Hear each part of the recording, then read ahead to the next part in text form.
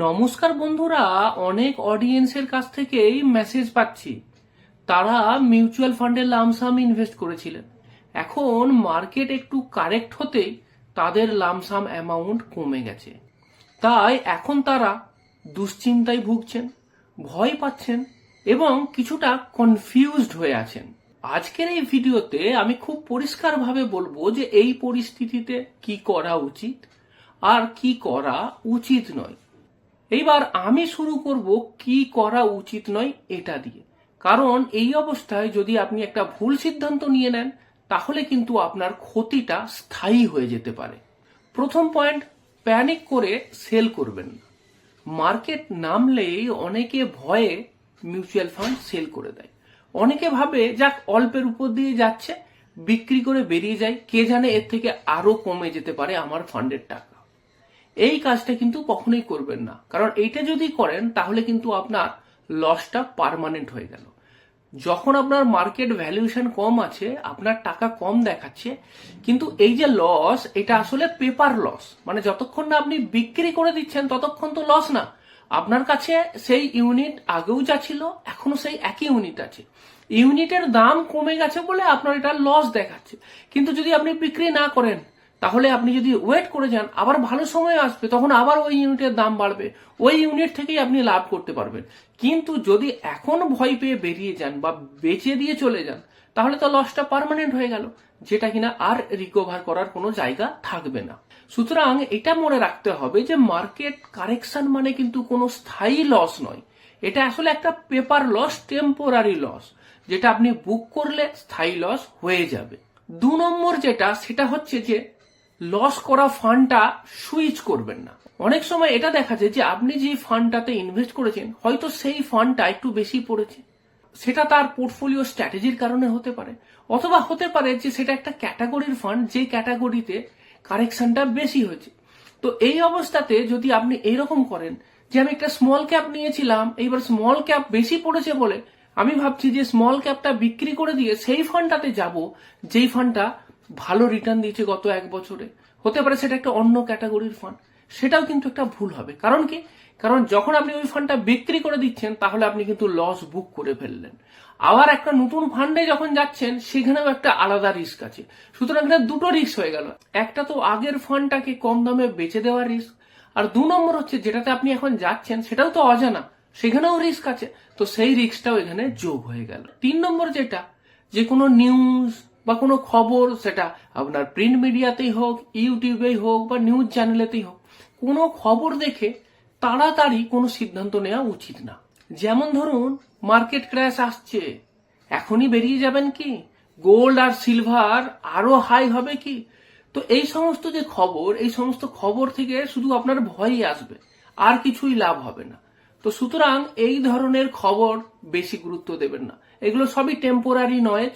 এগুলো সাধারণত ভিউ বাড়ানোর জন্য বা পাবলিকের অ্যাটেনশন নেবার জন্য করা হয়। এগুলো নিয়ে বেশি মাথা ঘামাবেন না, বা এই ধরনের খবরের উপর বেস করে কিন্তু কখনোই কোনো সিদ্ধান্ত নেবেন না।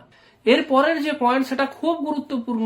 সেটা হচ্ছে যে মার্কেট যখন ডাউন থাকবে না, তখন প্রতিদিন পোর্টফোলিও চেক করবেন না।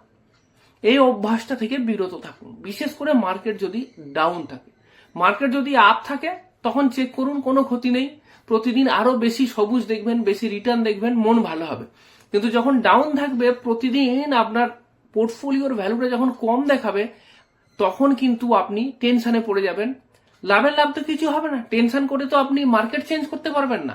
কিন্তু মাঝখান থেকে আপনার মন খারাপ হবে, শরীর খারাপ হবে, ভুল সিদ্ধান্ত নেবার সম্ভাবনা বেশি থাকবে। আর এই যে শর্ট টার্ম মুভমেন্ট, এইটা দেখে যদি আপনি এদিক ওদিক করতে যান, তাহলে কিন্তু লং টার্মে যে রিটার্নটা হবার সম্ভাবনা ছিল সেইটা কিন্তু আপনি গোড়াতেই নষ্ট করে ফেলবেন। এইবার আসছি যে এই সিচুয়েশনে আমাদের কি কি করা উচিত, এটাও কিন্তু খুব গুরুত্বপূর্ণ। প্রথম যেটা, সেটা হচ্ছে যে আপনার গোল আর ইনভেস্টমেন্টের টাইম হরাইজনটা দেখে নিন। আপনি যেখানে ইনভেস্ট করেছিলেন সেখানে তো একটা টাইম হরাইজন দেখে বা একটা গোল সেট করে ইনভেস্ট করেছিলেন।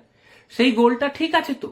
নিজেকে প্রশ্ন করুন যে আমি এই যে মিউচুয়াল ফান্ডেতে ইনভেস্ট করেছি, কেন করেছি এবং কত দিনের জন্য ইনভেস্ট করব বলে এখানে ইনভেস্ট করেছি।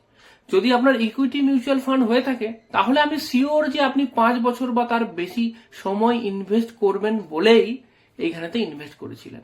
তাহলে 1 বছর বা 2 বছর হয়ে যাবার পরই মার্কেট ডাউন হয়ে গেছে বলে এত চিন্তা কিসের? আপনার টাকাটা কি এখন দরকার না লং টার্মে দরকার? যদি লং টার্মে দরকার হয় তাহলে শর্ট টার্মে এর দাম কমলো বা বাড়লো তাতে আপনার বিশেষ কি এসে যায়? 2 নম্বর যেটা দেখতে হবে সেটা হচ্ছে যে আপনার অ্যাসেট অ্যালোকেশনটা ঠিক আছে তো, এইটা বরং দেখা বেশি জরুরি। অ্যাসেট অ্যালোকেশনটা দেখে নিন যে ইকুইটি ঠিকঠাক আছে কিনা, ডেটেতে আপনার ঠিকঠাক ইনভেস্টমেন্ট আছে কিনা। এইবার যদি এমন হয় যে আপনার ইকুইটিতেই ইনভেস্ট আছে, ডেটেতে কিছুই নেই বা অন্যান্য কোথাও ইনভেস্টমেন্ট নেই, তাহলে বলবো যে আপনার প্ল্যানিংটাই প্রথমে ভুল ছিল। আপনি প্রথমেই কেন সব টাকা ইকুইটিতে ইনভেস্ট করতে গেলেন? আমি তো আমার সমস্ত ভিডিওতেই বারবার অ্যাসেট অ্যালোকেশনের উপর জোর দিতে বলেছি। যদি সেই অ্যাসেট অ্যালোকেশন আপনার প্রপার থাকে তাহলে তো আপনার ডেট প্রোডাক্ট স্টেবিলিটি দেবে। তো ইকুইটির অল্প বিস্তর উঁচু নিচু বা আপ ডাউন আপনাকে বেশি এফেক্ট করা উচিত নয়। 3 নম্বর যেটা সেটা হচ্ছে এসআইপি থাকলে সেটা তো কন্টিনিউ করেই যাবেন। আর যদি লামসাম ইনভেস্টমেন্ট করা হয়ে থাকে তাহলে এই অবস্থায় যদি আপনার কিছু টাকা থেকে থাকে তাহলে পারলে সেই টাকাটা আরো এসআইপির মাধ্যমেতে এই ফান্ডগুলোতে ইনভেস্ট করতে পারেন। কারণ যেহেতু এখন ফান্ডের দাম কমে গেছে তাহলে তো আপনি বেশি বেশি ইউনিট পেতে পারবেন, সুতরাং আরো প্রাইসটা অ্যাভারেজ আউট হয়ে যাবে। তো এই সুযোগটা থাকছে, সেটা করা যেতে পারে। আর এর পরের যে অ্যাকশনটা সেটাও খুব গুরুত্বপূর্ণ, দেখে নিন আপনার এমার্জেন্সি ফান্ডের টাকা ঠিক আছে তো। কারণ এইটা কিন্তু খুব গুরুত্বপূর্ণ। আগামী 3 থেকে 6 মাসের জন্য আপনার যে খরচাটা হবে সেই খরচাটা যেন ফিক্সড একটা জায়গাতে থাকে, সেটা যেন মার্কেটে না থাকে, সেইটা যেন কমে না যায়, সেই টাকাটা যেন যখন দরকার হবে তখনই পাওয়া যায়। এইটা কিন্তু দেখে রাখতে হবে যে এমার্জেন্সি ফান্ড যেটা আছে সেটা কিন্তু ইনট্যাক্ট থাকবে। এমার্জেন্সির ফান্ডের টাকা সেটা কিন্তু ইকুইটি ক্র্যাশ হয়ে গেলে নতুন করে ইকুইটি কেনার জন্য বা এভারেজ আউট করার জন্য খরচা করবেন না। এমার্জেন্সি ফান্ডের টাকা শুধু এমার্জেন্সিতেই ব্যবহার হবে। বাকি যদি এক্সট্রা টাকা থাকে সেটা আপনি এভারেজ আউট করার জন্য ইনভেস্ট করতেই পারেন, কিন্তু এমার্জেন্সি ফান্ডের টাকা কিন্তু কখনোই নয়। আর সবশেষে বলবো যে এই প্রসেসটার উপর ভরসা রাখুন। প্রতিদিন স্ট্র্যাটেজি বদলালে কিন্তু আপনার লাভ হবে না। প্রসেস যদি ঠিক থাকে, অ্যাসেট অ্যালোকেশন যদি ঠিক থাকে, তাহলে কিন্তু অটোমেটিক্যালি কিন্তু আপনার ওয়েলথ ক্রিয়েট হবে।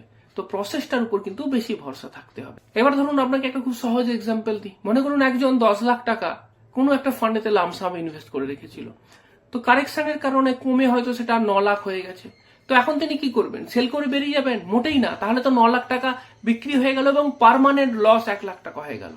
তো তাকে কি করতে হবে? একটু ধৈর্য ধরে থাকতে হবে। 1 বছর 2 বছরই তো হয়েছে, হাতে এখনো অনেক সময় আছে। আপনাকে কেউ তো জবরদস্তি করছে না ফান্ডটা বেচে দিতে হবে। আপনার এমার্জেন্সি ফান্ডের টাকা অলরেডি রাখা আছে, আপনার ডেট প্রোডাক্টের টাকা রাখা আছে। এই 9 লাখ টাকা নিয়ে আপনার বেশি মাথা ঘামানোরই দরকার নেই। আর হিস্ট্রি এটা বলে যে আপনার পার্মানেন্ট লস তখনই হবে যদি আপনি প্যানিক করে সেল করে দিয়ে বেরিয়ে যান। যদি আপনি থেকে যান তাহলে কিন্তু ওই লস আপনার রিকভার হয়েই যায়। এইবার যদি আপনি এই মিউচুয়াল ফান্ড সম্বন্ধে আমার পার্সোনালাইজড অ্যাডভাইস পেতে চান, বা যদি আপনি আমার থ্রু দিয়ে মিউচুয়াল ফান্ডেতে ইনভেস্ট করতে চান, বা আপনি পোর্টফোলিও বানাতে চান, তাহলে অবশ্যই আপনি আমার স্ক্রিনে দেওয়া নম্বরটাতে যোগাযোগ করতে পারেন।